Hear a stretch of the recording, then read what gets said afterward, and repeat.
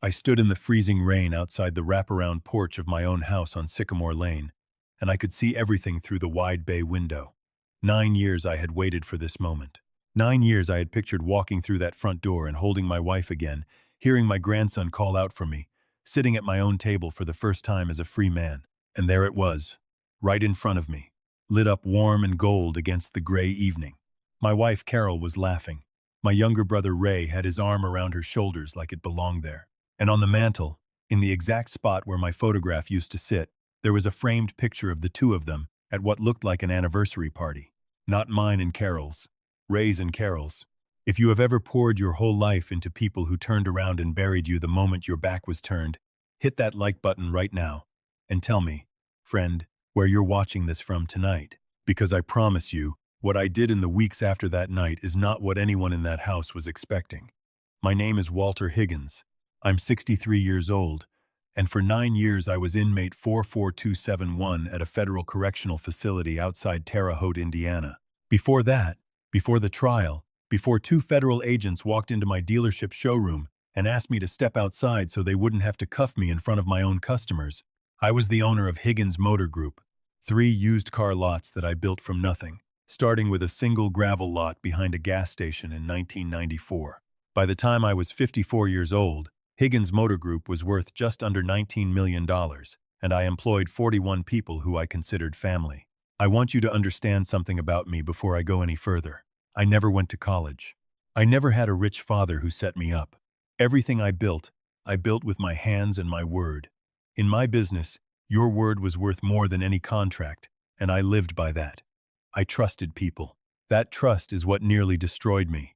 My younger brother Ray came to me in 2009 asking for a job. He'd bounced between 3 or 4 different sales gigs, never sticking with anything, always one bad decision away from disaster.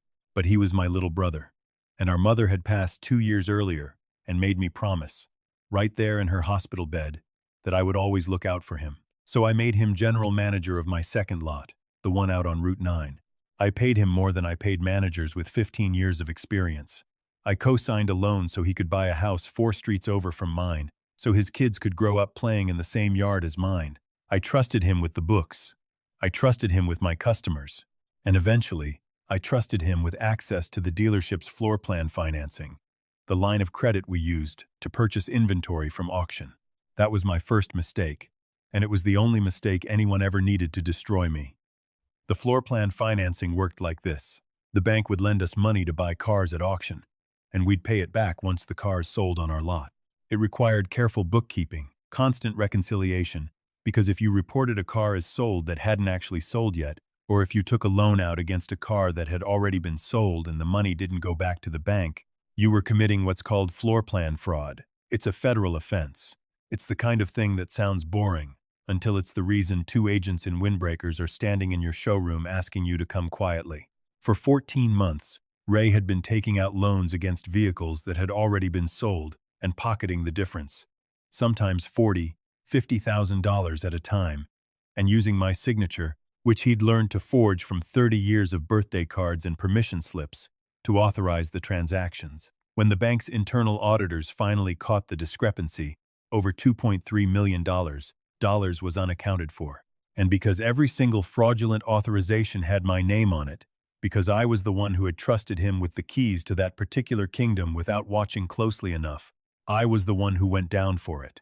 I sat in that courtroom in downtown Indianapolis and I watched my own brother testify against me. He sat in that witness box, in a suit I recognized because I had loaned him the money to buy it for our father's funeral, and he told the jury that he had raised concerns to me multiple times about irregularities in the accounts, and that I had told him to keep his mouth shut and let me handle it. Every word was a lie. But it was his word against mine, and the forged signatures, the ones that were unmistakably close to my own handwriting because he had spent a lifetime studying it, sealed the verdict. 9 years. The judge called it a fair sentence given the scope of the fraud. My attorney, a decent but overwhelmed public defender named Sam Delgado, told me afterward that he believed me. He really did.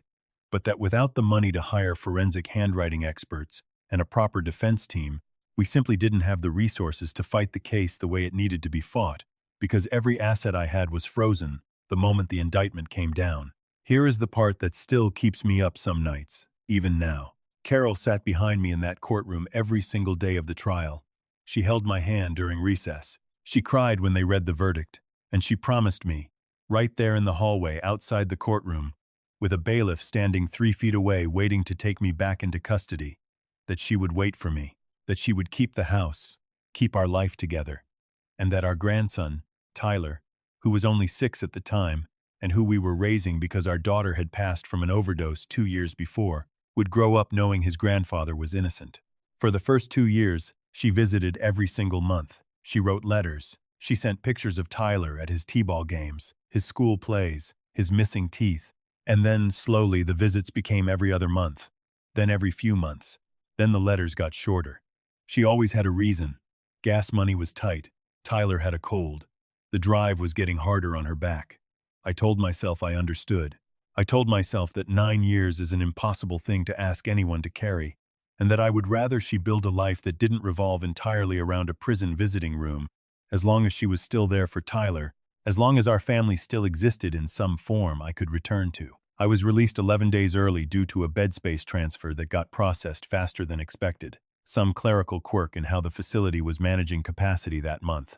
I had one phone call available to me before I left, and I chose not to use it. I wanted to surprise them. I wanted, after 9 years of imagining this exact moment in 1,000 different ways lying on a thin mattress in the dark, to walk up that driveway and see their faces when they realized I was really home. A prison volunteer program paid for my bus ticket back to Ohio. I rode for 11 hours, watching the flat gray winter fields roll past the window, rehearsing what I would say. I thought about Tyler, who would be 15 now, and when 40 he'd still want a hug from an old man he barely remembered, or whether 9 years had made me a stranger to him. I thought about Carol, and whether the woman who married me 31 years ago would recognize the man getting off that bus, thinner, grayer, with a tremor in my left hand that the prison doctor said was early Parkinson's and that nobody on the outside had ever been told about because I didn't want it in a letter. I wanted to tell her myself, face to face, like a man. The walk from the bus station to Sycamore Lane took me 40 minutes in the cold rain, past the elementary school where Tyler used to go, past the diner where Carol and I had our first date in 1993, past the dealership lot on Main Street that used to have my name on the sign and now had somebody else's. I didn't stop to look at that too long. I couldn't. And then I was standing at the edge of my own front yard, in the rain, looking through that bay window at a scene that took every single thing I thought I understood about the last 9 years of my life and turned it to ash. Carol was wearing a blue dress I didn't recognize. She looked happy in a way I hadn't seen in years, not even in the pictures she used to send me. Ray was standing beside her at the mantel, my mantel, refilling her wine glass, and on that mantel, where a photograph of Carol and me on our wedding day used to sit for 28 years, there was now a photograph of the two of them, arms around each other, at what I would later learn was a surprise 40th birthday party Carol had thrown for him 8 months earlier. 8 months. My own brother's birthday party, in my own house, and I hadn't been told, hadn't been visited, hadn't received so much as a card. I did not knock on that door. I want you to understand that clearly, because everything that happened after that moment depended on this one decision. I did not scream. I did not pound on the glass. Something in me, some cold and quiet part that 9 years in a cell had built brick by brick without my even realizing it, told me that if I walked in that door right then and let them see my face, let them see the rage and the heartbreak, I would lose every advantage I had. They believed I was still 3 days from release, according to the last letter Carol had sent me, the one that arrived 2 weeks earlier, and mentioned, almost as an afterthought, that she and Tyler had some things to sort out before I came home, and that I should be patient with her. So I turned around, I walked back into the rain, and I called the only person who had ever told me, flat out, sitting across from me during an attorney visit in year 6, that he believed there was more to my case than a jury had ever been allowed to see. Not my old public defender, Sam Delgado, who had done his best with nothing. A different lawyer, a sharp, quiet woman named Renata Cole, no relation to my situation, who had taken an interest in my case pro bono through a wrongful conviction project after reading the trial transcripts as part of a law school clinic years earlier and had stayed in contact with me ever since, convinced that the handwriting analysis used at my original trial had been rushed and inadequate. I found a 24-hour diner 2 miles from the house, The kind of place with vinyl booths and bad coffee that never asks questions about a man in a prison-issue coat sitting alone at 2 in the morning, and I called her from a payphone I hadn't even been sure still existed. I told her everything. I told her about the picture on the mantel. I told her about the letters that had gotten shorter and the visits that had stopped. And I told her that I wanted to know the truth, all of it, before I ever walked back through that front door. Renata did something in the following 3 weeks that changed the entire direction of my life. She used a private investigator she trusted, a former state trooper named Danny Okafor, to quietly pull financial records, property records, and banking history going back 9 years. What we found didn't just confirm a betrayal, it confirmed a conspiracy. Ray hadn't simply embezzled from the dealership and let his brother take the fall. Ray had spent the last 9 years slowly, carefully, moving what remained of my frozen assets, the ones the federal government hadn't managed to fully seize because they were tied up in a trust my father had set up decades earlier for family emergencies, into accounts he controlled jointly with Carol. He had been paying Carol's mortgage on the house that was legally still half mine, for 6 years. And 11 months before my release, they had taken out a $200,000 loan against that same trust, using forged authorization documents to put a down payment on a lake house up in Michigan that neither of them had ever mentioned to me in a single letter. Renata also found something that made my hands shake reading it in that diner booth at 4 in the morning.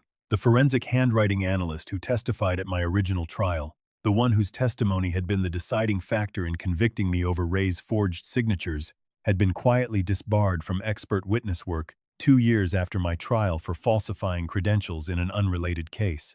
Nobody had ever gone back to review my conviction because nobody had ever asked. Renata was asking now. I did not go home that night, or the next, or the one after that. I checked into a extended stay motel off the interstate using cash from a small commissary account the prison had released to me. And for the next several weeks, I lived a kind of double life that I never could have imagined for myself. During the day, I worked with Renata and Danny, building a case, gathering the paper trail piece by piece, the same patient work Ray had once done to destroy me now being done, with far more precision, to unmake him. At night, I sat in that motel room and I thought about my grandson Tyler, wondering if he even knew I was out, wondering what version of the story he'd been told about why his grandfather never called. 3 weeks in, I found out the answer to that question, and it broke something open in me that I hadn't expected. Tyler found me, not the other way around. He was 17 now, not 15. I had miscounted the years somewhere in all that gray time behind bars, and he'd apparently overheard Carol on the phone with Ray discussing what to do when Walter gets back, using a tone that made a 17-year-old boy suspicious enough to start asking questions at the courthouse, where a clerk who remembered our family pointed him toward the public defender's office, where Sam Delgado, God bless that man, still had my forwarding information from Renata's inquiries and gave Tyler the motel address. He knocked on my door on a Tuesday evening in November, taller than I remembered, with his mother's, my daughter's, same nervous habit of chewing his thumbnail when he was scared. He stood in that doorway and he said, "Grandpa, I need you to tell me the truth about what happened to you, because nobody else will." I sat that boy down and I told him everything, not to turn him against his grandmother, that was never my goal, but because he deserved the truth after 9 years of not having it. And what I learned from him that night confirmed the last piece of what Renata and Danny had already suspected. Carol hadn't fallen into this slowly, out of loneliness or grief, or the simple erosion 9 years puts on any relationship. She had started her relationship with Ray while I was still in year 2 of my sentence, right around the time her visits started tapering off. Tyler had known something was wrong for years, but he was a scared kid with nowhere to put that knowledge. And every time he tried to bring up his grandfather, he told me, his grandmother would tell him it was complicated, that adults understood things children didn't, that I would explain everything myself when I came home, if I ever wanted to. I want to tell you something, friend, about what silence does to a man who has every reason to explode.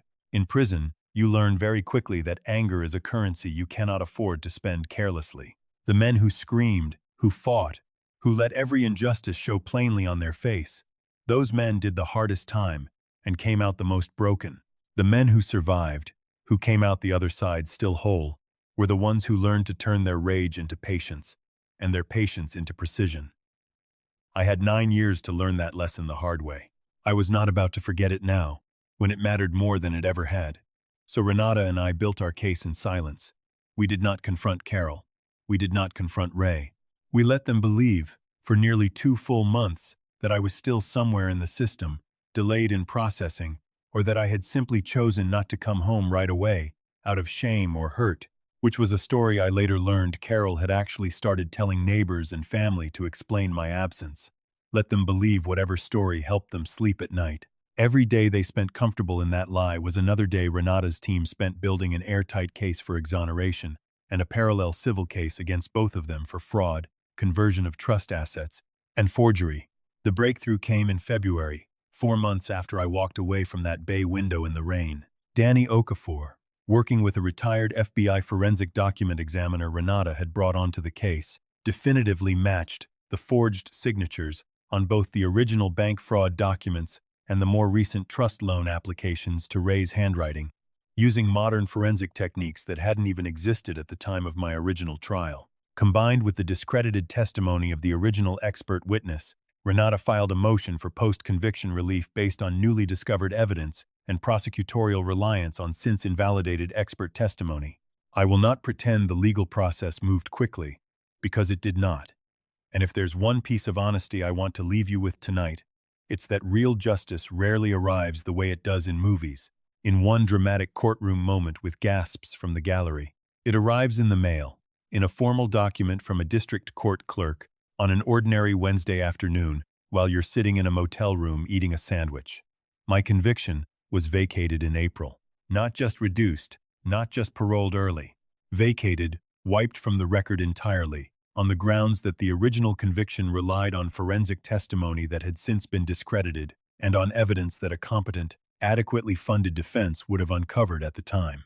That same week, working off the financial trail Renata's team had built, federal investigators reopened an inquiry into the original dealership fraud, this time looking at Ray Higgins instead of me. The forged signatures, the false floor plan authorizations, the pattern going back 14 years instead of 14 months, once you knew where to look, it wasn't hard to find. Ray was indicted in June. Carol was named in the related civil suit for her role in helping move and conceal assets that were legally still part of my estate, using knowledge she'd had, according to Tyler's account and several financial records, since at least year 3 of my incarceration. I did not go to Ray's arraignment to gloat. I went because Tyler asked me to be there, sitting beside him in the gallery, so that for once in his life, he could watch someone tell the truth in a courtroom about our family, instead of a carefully constructed lie. I sat there in a suit Renata's paralegal had helped me buy with the first installment of a settlement the dealership's insurance carrier paid out once my name was cleared. And I watched my brother, older now, grayer now, just like me, stand in the same kind of courtroom where I had once stood, and I felt something I did not expect to feel. Not triumph exactly, something quieter than that, something closer to peace. The civil case against Carol settled out of court in the fall. I did not take everything from her, though I could have, though Renata told me I had every legal right to. I let her keep enough to live modestly, because whatever she had done, whatever weakness or loneliness or plain selfishness had led her there, she was still Tyler's grandmother, and I was not interested in destroying every bridge that boy might need in his life. But the house on Sycamore Lane came back to me, along with what remained of the trust, and the Michigan Lake House, which Ray and Carol had put a down payment on with stolen money, was sold at auction, with the proceeds going toward what the fraud had actually cost me across 9 lost years. I rebuilt Higgins Motor Group from a single lot, the same way I built it the first time, because it turns out some things about a man don't change even after everything else does. I hired back 4 of my original employees, the ones who had waited 9 years and never once believed the version of me the prosecution had painted. Sam Delgado, my old overwhelmed public defender, now handles all our legal paperwork on retainer, and I make sure he's paid like the good man he always was, even when the system gave him nothing to work with. Tyler lives with me now. He's finishing high school, and he wants to study forensic accounting, of all things, because, in his words, he never wants a family to be destroyed by a lie that could have been caught if someone had just known where to look. I think about that a lot. I think about how the very thing that was used to bury me, careful, patient, invisible work, done in silence, done in the dark, is the same thing that finally set me free. I'm 63 years old now. I lost 9 years of my life to a lie told by my own blood. I lost a marriage I thought would last until the day I died. But I did not lose myself. And in the end, that turned out to be the only thing that truly mattered. If life has ever handed you a betrayal from the very people you trusted with everything you had, I want you to hear me clearly. Do not scream. Do not beg for someone to believe you. Grief is real, and you are allowed to feel every bit of it. But let your patience become your weapon. Let your silence become your strategy. The people who wronged you will get comfortable in their victory. Let them, because while they are celebrating, you have the chance to quietly, carefully, and completely take back everything that was always yours. Tyler asked me once, not long after he moved in, whether I regretted not knocking on that door the night I came home. Whether some part of me wishes I had walked in and confronted them right then, screaming, furious, letting 9 years of pain finally out into the open air. I told him no. I told him that the version of me who would have knocked on that door that night would have lost everything a second time, and I have already lost everything once. I was not going to make that mistake twice. If this story meant something to you tonight, hit that like button, subscribe for more stories of survival and quiet justice, and tell me, friend, down in the comments, has anyone in your own life ever mistaken your silence for weakness, when really, it was the very thing that saved you?